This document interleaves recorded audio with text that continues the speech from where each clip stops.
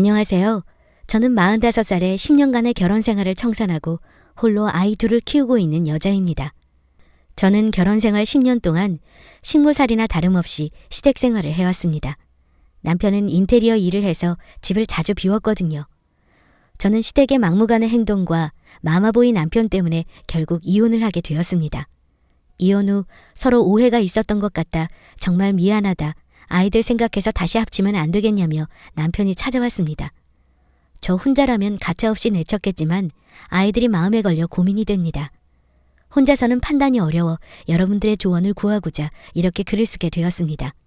그동안의 저의 결혼 생활을 말씀드릴게요. 솔직한 조언 부탁드려요. 저와 남편은 일을 하다 만나게 되었어요. 저는 당시 건축자재 회사에서 영업 담당직으로 일을 하고 있었고 업무차 방문한 인테리어 업체에서 남편을 알게 되었고 한 번, 두 번 업무상 방문하여 이야기를 나누던 시간은 어느새 서로를 알아가는 시간이 되었습니다. 연애 시절 남편은 저밖에 모르는 소위 말하는 사랑꾼이었습니다. 그것뿐만이 아니라 남편은 자기 일에 열정을 갖고 열심히 살아가는 사람이었어요. 그런 남편의 모습에 이 사람과 평생을 함께한다면 단란하고 행복한 가정을 꾸릴 수 있지 않을까 생각이 들었습니다. 당시 남편도 저와 같은 생각이었던 걸까요?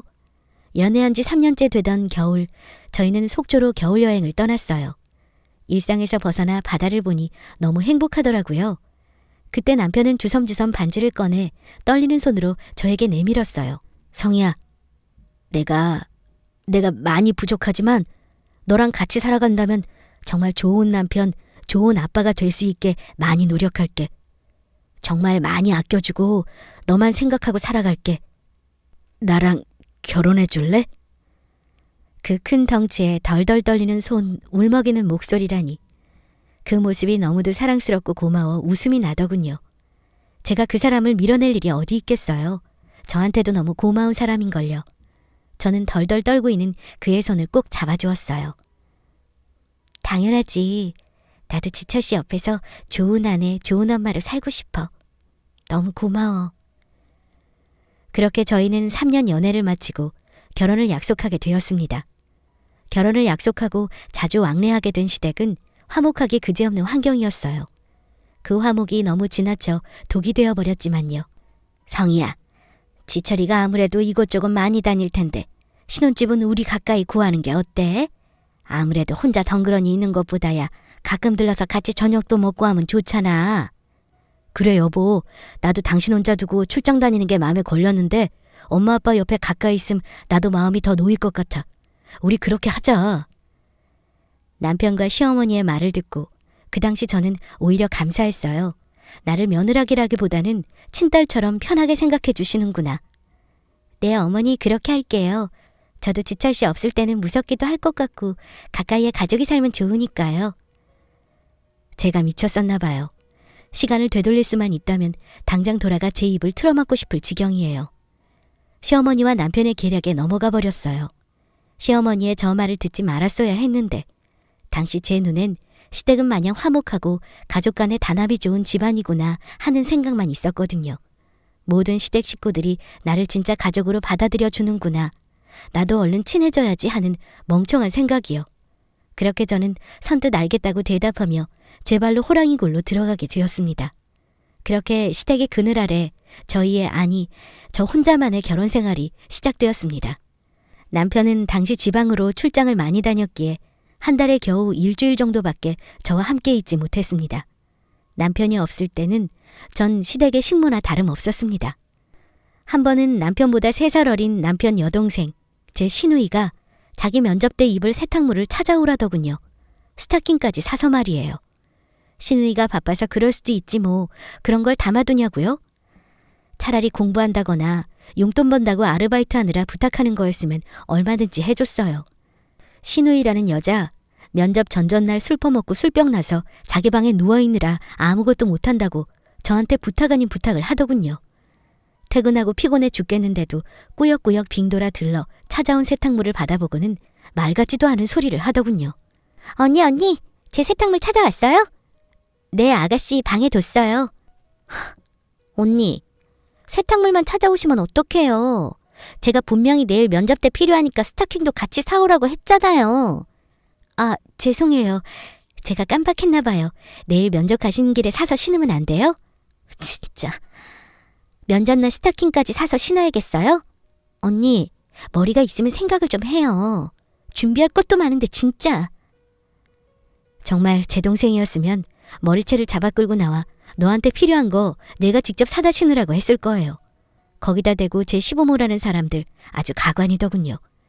자식은 부모의 거울이라고 어쩜 그렇게들 똑 닮았던지요. 왜? 왜 그래? 또 무슨 일인데? 아니 아빠, 새언니가 스타킹을 까먹었잖아. 내가 몇 번을 얘기했는데. 그럼 좋게 얘기하면 되지 왜 짜증을 내? 이 아가, 내가 다시 나가서 사오거라. 참 별것도 아닌 일로 집안 시끄럽게들. 네?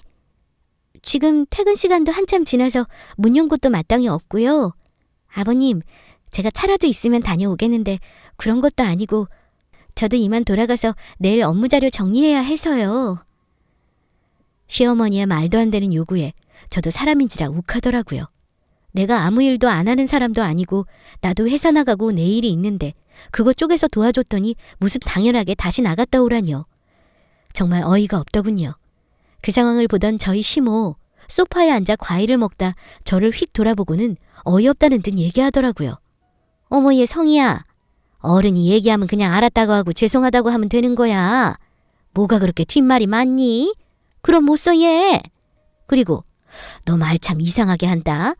차가 없어서 못 간다니. 얘, 너 우리 아들이 벌어오는 돈이 부족하다는 얘기를 지금 돌려서 하는 거니? 아니요 어머니, 그런 뜻으로 얘기한 게 아니라 시간이 너무 늦어서 다시 나갔다 오기가 어려워서 그 말씀 드린 거예요. 오해하지 마세요 어머니. 예, 사람이 말을 할 때는 생각을 하고 말을 해야 하는 거야. 내가 그렇게 얘기하면 듣는 너희 시아버지나 내 입장에서는 당연히 그렇게 들리지 않겠니? 아, 엄마, 됐어. 됐고, 언니 어떻게 할 거예요? 나 중요한 일 있을 때 그거 빼고 다른 건 신경 못 써요. 언니가 사오기로 한 건데 못한 거니까 책임지고 아침에 출근하기 전에 사다 주고 가던가 하세요. 네, 아가씨. 중요한 날인데 미안해요. 죄송해요, 어머니, 아버님. 앞으로 주의하겠습니다. 이만 들어가 볼게요. 아직도 생각하면 어이가 없네요. 중요한 날에 다른 건 신경 못 쓴다는 인간이 대체 술은 어떻게 그렇게 퍼마실 수 있는 거며 시부모란 인간들은 얼마나 자격지심이 있길래 사람 말을 그리도 꼬아서 듣는 건지. 제가 싹싹한 성격 탓에 기본급의 성과급까지 하면 남편보다 돈을 많이 벌거든요. 그날 그 대화로 그 집구석을 알아채고 빨리 거리를 두었어야 했는데 저는 또 제 탓이겠거니 하고 참아 넘겼습니다. 사람이 호의를 베풀면 권리인 줄 안다고 하잖아요. 제 시댁이 딱 그 꼴이었어요. 얘 아가, 퇴근하고 오는 길에 장 좀 봐와라. 얘 아가, 이 밤에 너희 시어머니 친구들이 왔지 뭐냐. 와서 상 좀 보거라. 아가, 성희야, 우리가 집에 늦게 들어갈 것 같아서 세탁기에 있는 빨래 좀 널어주고 가라. 예, 아가. 결혼생활 내내 제가 귀가 닳도록 들은 단어였습니다. 나중에는 환청이 들릴 정도였어요. 그뿐인 줄 아세요?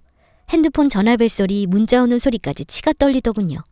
그래도 제가 버틸 수 있었던 건 한 달에 일주일, 많으면 열흘 동안 남편과 함께 하는 시간 때문에 버틸 수 있었어요.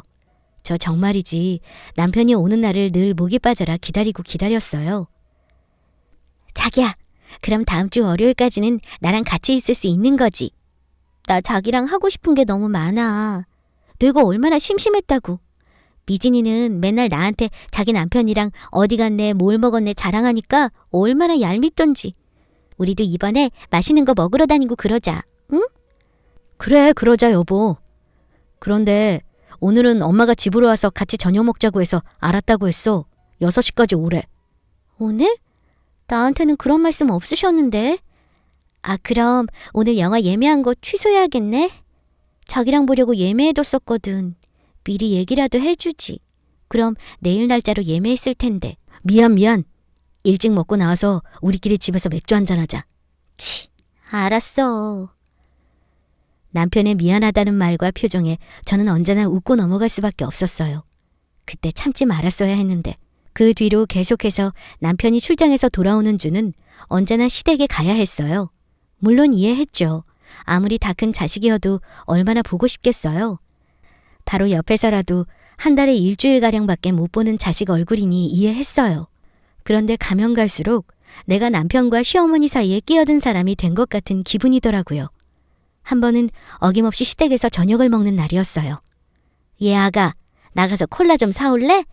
지철이 얘가 밥 먹고 나서 콜라를 마셔야 하는데 내가 깜빡했지 뭐니. 엄마, 성이 아직 밥 다 안 먹었어. 이따 먹고 사오라고 하면 되지. 이따가 먹고 사오라고 하면 된다니. 신랑의 말에 목으로 삼키던 밥이 다시 역류할 것 같더라고요. 그래, 참자. 괜히 내 편 들었다가 내가 더 미움받을까봐 저리 말하나 보다. 내가 참자. 현명하게 넘겨야 해. 하며 채 먹지도 못한 밥을 넘기고 20여 분 거리에 있는 동네 마트에서 콜라를 사왔습니다. 콜라를 사들고 시댁 문을 열고 들어섰는데 집에 아무도 없는 거예요. 신랑한테 전화를 했더니 저를 기다리다가 먼저 식사를 마친 가족끼리 산책을 나왔다는 거예요. 금방 들어갈 테니 먼저 저희 집에 가 있으라고 하더라고요. 그 가족에 저는 포함되지 않았나 봐요. 홀로 집으로 가는 길 그렇게 친정 부모님이 보고 싶더군요. 차로 2시간이면 가는 거리를 가지도 못하고 코앞인 시댁은 문지방 닳도록 드나드는 제 꼴이 세상에 이런 불효녀가 없더라고요. 저 그래도 참았습니다. 내가 이 집에 적응하지 못해서 스스로 이방인으로 느끼는 거라고 생각했거든요. 그 후에도 남편이 출장에서 다녀와 집에 와도 저와의 시간은 없었습니다. 언제나 시댁, 그놈의 시댁. 저희는 늘 시댁에 있었어요. 둘이서 오붓하게 영화라도 볼라치면 전화가 와요. 저녁 먹으러 오라고 다 차려놨다고. 그럼 영화를 취소하고 시댁에 가요.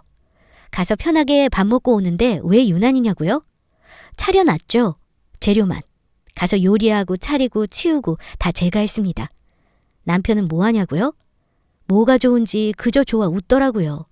눈치는 어디 밥 말아 먹은 건지 불난 집에 부채질하는 사람이었어요. 싹싹하고 좋은 사람이 아니라 그냥 모질이에요, 모질이. 하도 시댁에 불려가 있어서 친정 가자는 얘기도 맘 편히 한 적이 없어서 친정 한번 다녀오려면 저희 시어머니한테 온갖 소리는 다 들어야 갈 수 있었어요. 엄마 아빠가 당신 오니까 우리 가족이 더 자주 모인대. 당신이 시집와서 좋으신가 봐.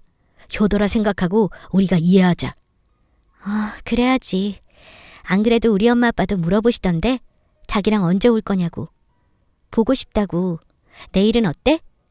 그래? 그럼 오늘은 저녁만 먹고 일찍 가야겠네. 엄마 아빠, 우리 저녁만 먹고 일찍 가볼 거예요. 잡지 마요. 내일 처가 가야 해서. 어머 아들, 내일 이모 온다고 했어. 이모 얼굴은 보고 가. 괜찮지 아가? 그럼 거기다 대고 안 괜찮다고 할 며느리가 대한민국에 얼마나 될까요?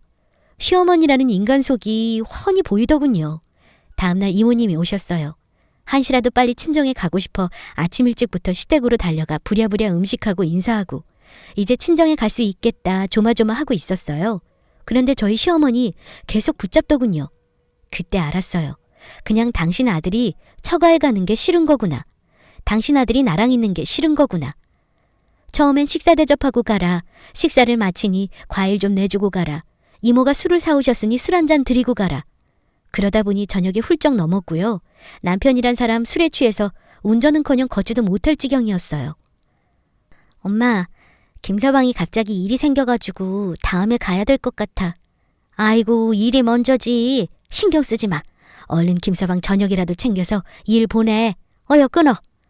응, 엄마 미안해요. 아빠한테도 나 혼자라도 다음 주에 간다고 얘기해줘.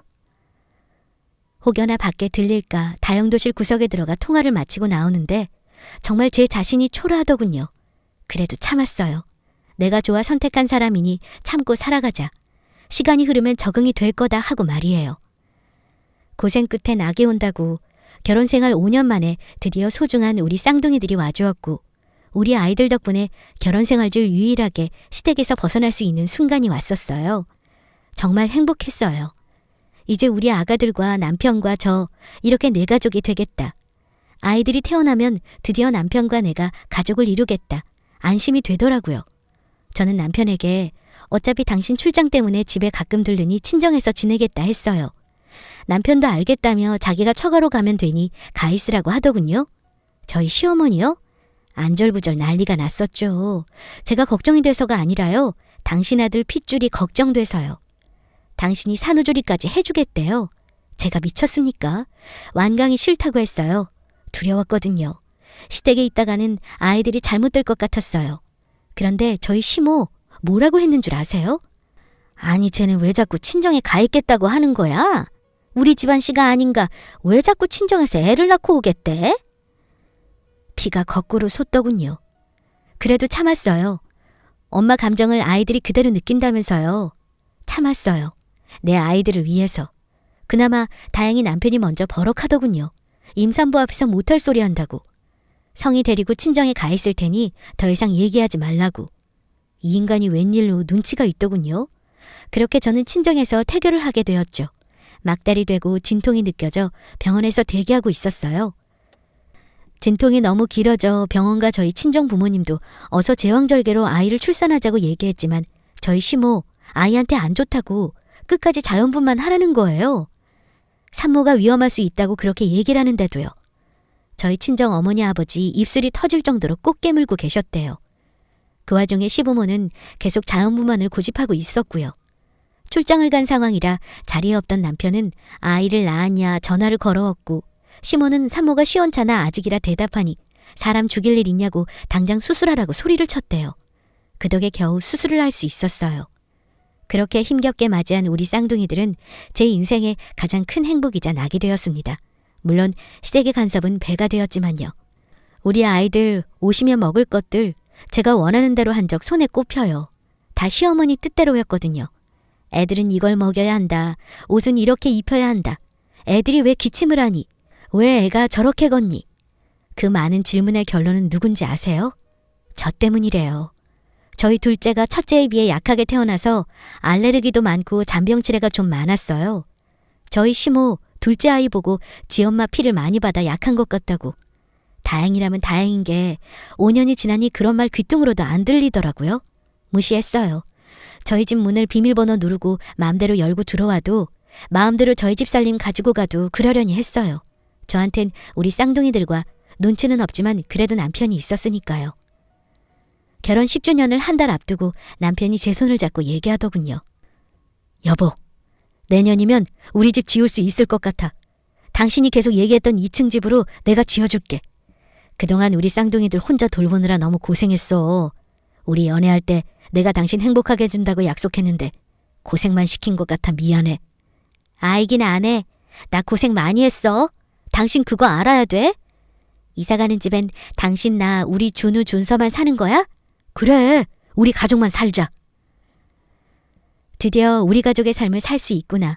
내 아이들 내 뜻대로 내가 해주고픈 만큼 해줄 수 있겠구나. 장하다. 잘 견뎌냈다. 이제 행복할 일만 남았다. 생각했어요. 우리 아이들 앞에서도 무시받지 않는 엄마 모습을 보여줄 수 있을 테니까요. 시부모님께 찾아가 말씀드렸어요. 저희가 아이들이 크고 뛰어놀 것을 생각해서 주택을 지어 이사가려고 한다. 난리도 아니었어요. 내 생각이구나? 네? 아니에요, 어머니. 이 사람이 이제 자기도 사업체 생겼고 아이들 마음껏 뛰어놀 수 있게 하고 싶다고 해서 괜찮은 장소를 찾아가 정해진 거예요. 저희 자주 들리고 찾아뵐게요. 그래, 엄마. 왜 그렇게 생각해? 서운하게.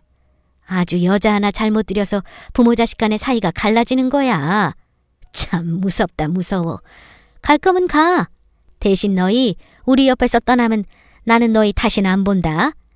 내가 연락하면 준서 준호나 보내. 그렇게 할 거면 이사 나가. 말이 안 통했어요. 이번에도 제 잘못이었죠. 제가 남편을 꼬드겨서 시부모님이랑 남편 사이를 갈라놓으려 이사를 가자고 한 거고 남편이 부모님 뜻에 맞게 대답하지 않은 것도 제가 시켜서 그런 거래요. 제가 못돼 먹은 여자라서 그렇다고요. 앞에선 내내 하면서 뒤에선 시부모 무서운 줄 모르고 자식이랑 이간질 시킨다고요. 무서운 년이라고. 마지막까지 참을 수 있었어요. 전 정말 이사를 가고 싶었거든요. 단 가정을 지키면서요. 정말 차분히 조곤조곤 얘기했어요. 어머니, 저 이 사람한테 들쑤시거나 이간질 한 적 없어요. 오해하시게 설명을 드려 죄송해요. 저희 자주 찾아뵐게요. 저는 시어머니의 고성을 뒤로하고 남편을 일으켜 자리에서 일어났어요. 더 이상은 물러설 수 없더군요. 남편한테도 걸어 나오며 이야기했어요. 내가 어머니한테 얘기한 거 당신한테 얘기한 거다. 좋게 얘기한 거지. 나 더 이상은 시댁에서 식모살이 할 생각 없다. 내가 당신이 없을 때 어땠는 줄 아냐. 당신 동생 스타킹 사온 얘기, 식모 노릇한 얘기, 못을 박아야겠다고 마음먹었어요. 아이들한테 당당하고 싶었거든요. 남편 역시 제 얘기를 수긍했죠. 제가 그렇게까지 완강한 적은 없었으니까요. 그렇게 시간이 흘러 드디어 이사가는 날이 되었죠. 정신이 없었어요. 그래도 너무 행복했어요. 온전한 우리 집이니까요. 이사 당일 짐을 가득 실은 차에서 짐을 내리고 정리를 하고 있었어요. 몸은 힘들었지만 마냥 웃음이 새어나오더군요. 이 방은 어떻게 꾸며야 할지, 우리 아이들이랑 어떻게 놀아주면 좋을지 너무 행복했어요. 아이들도 너무 좋아하고요. 그때 이삿짐 트럭이 멀리서 들어오더라고요. 뭐지? 두고 가신 게 있나? 대문 밖으로 걸어 나와 트럭 가까이 다가섰고 트럭 뒤를 따라오는 익숙한 승용차를 보는 순간 10년간 참아왔던 제 이성의 끈이 뚝 끊어졌습니다. 승용차에서 내리는 건 저희 시부모님이시더군요.